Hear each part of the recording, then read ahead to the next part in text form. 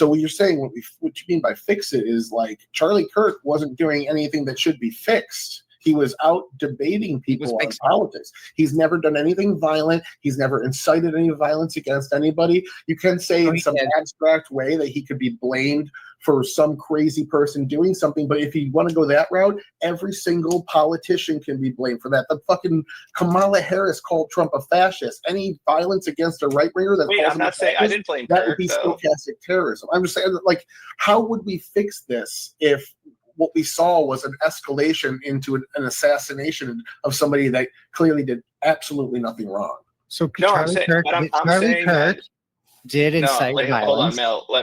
That's a crime. He's never been charged with that. Hold on. Go ahead, Castle. I'm not saying that Kirk hold on, Mel. Or he caused it. Go ahead, Castle. I'm sorry. Yeah, all good. What I was saying is that Trump is the person, and you mentioned politicians. Sure, you can blame people on the left and right. Trump's made statements about Democrats being fascist too, but I'm saying why? Why is he doing that? If you want to blame Jasmine Crockett or whatever, MTG, Ilhan Omar, Lauren Boebert, these are instigators. And at the end of the day, Trump shouldn't be trying to emulate that himself either. I think the president of the United States should be the one trying to get both sides to stop, because both sides in Congress are definitely doing this. So if he's not willing to do that, we have a huge issue. It's a huge problem. Huge. Can I jump in and give you the perspective that what most of the people on the right or supporting Trump or whatever, what they heard from what you just said is that the vigor with which Trump has brought to the political landscape to attack the establishment, the woke, whatever you want to say, is a bad thing. And that's just not what a lot of people think. Now, we can get into the different levels of, this specific quote or that specific quote, but the general strength that Trump is bringing to the landscape is exactly why we voted for him. And so you could say I disagree, because a lot of people, what they say they dislike. You disagree with why I voted for who I voted for?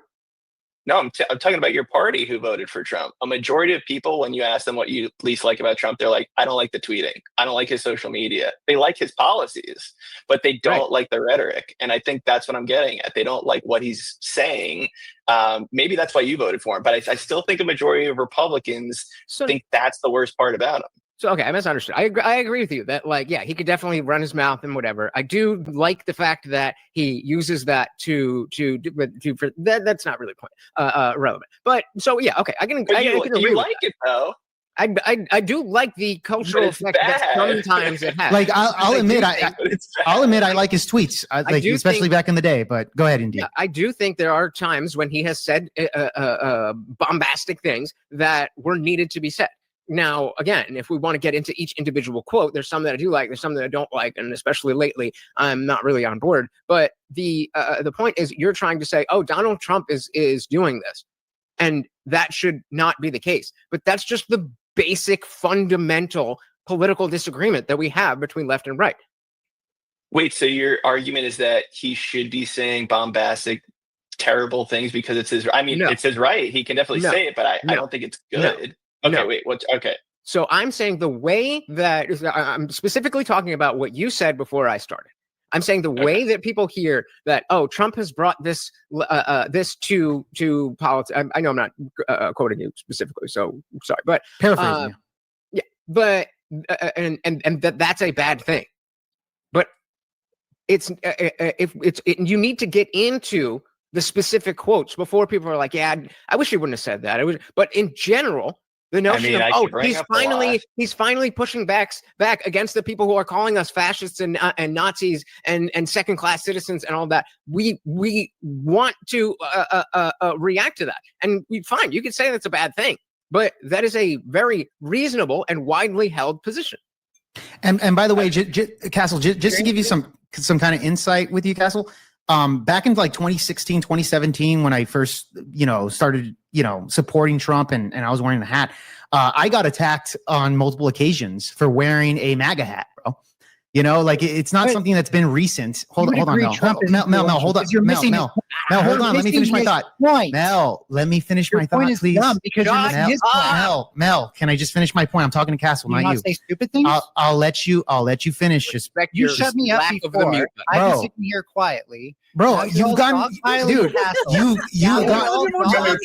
Mel, you've gotten the most talking out of everybody. Mel, like Tyler's been quiet, Castle's been quiet. Trump is influential in that he has power. Listen, bro, listen. Mel, let me finish my thought before you make an argument. Let me finish my thought to Castle. Hold on. Okay, it's stupid. Just let me talk then. See, this is the thing about the left, bro. They don't let us talk. They don't want to debate. Like, come on, dude. Not you, Castle, but there are some individuals on the left that just want to. Just shut me down. So, no, I'm not shutting you down. Let me finish my thought, please. Submitted Castle's point. Let me finish and let Castle address it. Let me finish. You're dodging an L right now. Bro, listen. Zero accountability. Oh my God! If it's such a big L, then it'll still be an L in 3 seconds when he finishes talking. The host is telling you to shut the fuck up. So shut the fuck up. Jesus, you've talked as much as I have, you fucking idiot. I'm not interrupting the host. Shut up. Mel. He's arguing. Mel, I've been very nice. I've been very nice here. I'm just asking politely to please. I'm asking very nicely to be quiet. Let me address Castle. Let me address, bro. I'll shut up if you admit this is a 3v2. How is this a 3v? You're the one that invited Castle, dude. You're the one that invited Castle. Average Tyler did. That was me. Secondly, you're I wanted at least one person to challenge your fucking mouth, and if you're gonna get things wrong, I'm gonna tell you you're wrong. Okay. All right, dude. So let me finish my thought to Castle. I'm talking to Castle right now. Let me exchange with him, please. I'm gonna keep taking L's.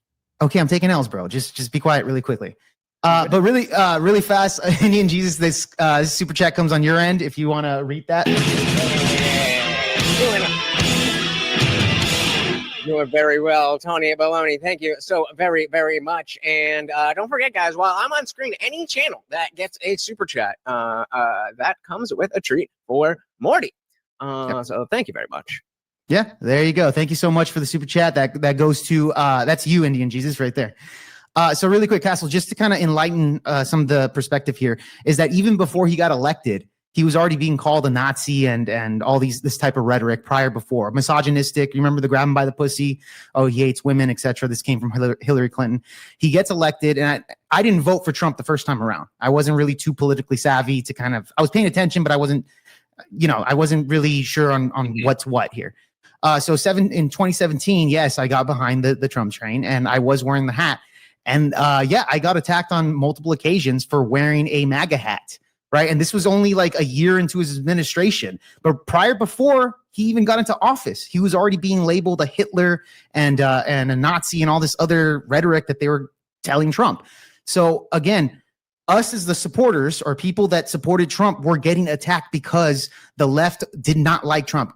Go ahead, Indian. Did you have something? And I wasn't, the entrance of Trump was really the reason that I started getting into politics, and I didn't know much about anything. And so I was a slave of the mainstream media. I was a never Trumper. I was a Bernie bro, but then, they screwed him over. And I felt like the world would literally end if I didn't vote for Hillary. And that is, I've been a drug addict. The most shameful thing I've ever done in my life is cast a vote for Hillary Clinton. And I was so scared of that brainwashing that I didn't vote at all in 2020. It wasn't until 24 that I was like, okay, this is a decision I'm happy with. Don't worry, you're not a bad person. It will not be the worst vote you've ever done in your life. Hillary was, she's at least from the far worse than I think. But to your point, Jake, I'm not excusing political violence. I'm just talking about why is it necessary for Trump to say what he is? And I'm not sure I understood Fletch's point there, because it didn't really address what I was saying. Like, there are tons of things I could point out to even recently where he's just not learning. And I guess what your point is that because he's being labeled and people are being attacked, it gives him the right to do that. But maybe I'm misconstruing your argument. No, I mean, I'm not saying that just because he's getting labeled, that means he has the right to say, whatever he wants. Trump has always been a guy that kind of is very bombastic, right? He's always been like that, even before he came into politics, right? But what I am saying is that when he first got elected in, yes, he's a businessman. He wasn't a politician. He was an outsider. He got scrutinized, of course. And just like Indian Jesus said right now, he felt like he was a liberal, and he felt like voting for Trump would have ended the world, because that's how he felt at the time, before Trump ever taking office, So this was already a narrative pre-Trump getting in, and I think it's been lingering and been much more amplified today than it was 10 years ago or 11, whenever 2015 was, right? 10 years ago. So I think that's what a lot of the right wingers are talking about, where the rhetoric itself has amplified after 10 fucking years to the point now we're seeing an assassination attempt on Trump. Now we saw Charlie Kirk get blown out, right? And now we're seeing like the BLM riots, etc. I think this is like, I think it's something that you guys need to address. So it's not like something that's new. I think we do need to talk at least about that, And sorry. Yeah, go ahead, Kevin. Well, I was just going to say, and I'm not saying it's because you're new to politics or you just voted for Trump in 2017. But my God, when Obama was president, people were calling him the Antichrist and says he was going to kill your grandpa and grandma for Obamacare. Like that was like, that's like every politician, bro. Yeah. No, but that's what I'm saying is like people on the extreme sides, like you said, if you voted for Hillary and Donald Trump won, it was the end of the world. That's what Trump voters thought in 2020. And they thought that he rigged the election against Trump. So there's these extremists on, they're extremists on both sides who go after politicians. As the leader of the country, you have to ignore it for the better of the country. And that's all I'm saying is like Trump can take these hits. I know he has thick skin and he has to lean into that, because right now what he's doing, he's saying, you know what, I'm going to label the people across the aisle this way and I'm going to tweet this way. And I can because I'm president and I won. Again, you won. You can do that, but it's not helping us heal. And I think that when we talk about the 2028 election and what's going to come out of that, I have no idea, and I really hope it's not bad, but I don't think the temperature is going to be toned down any more than it is today. And that's what I'm fearful of.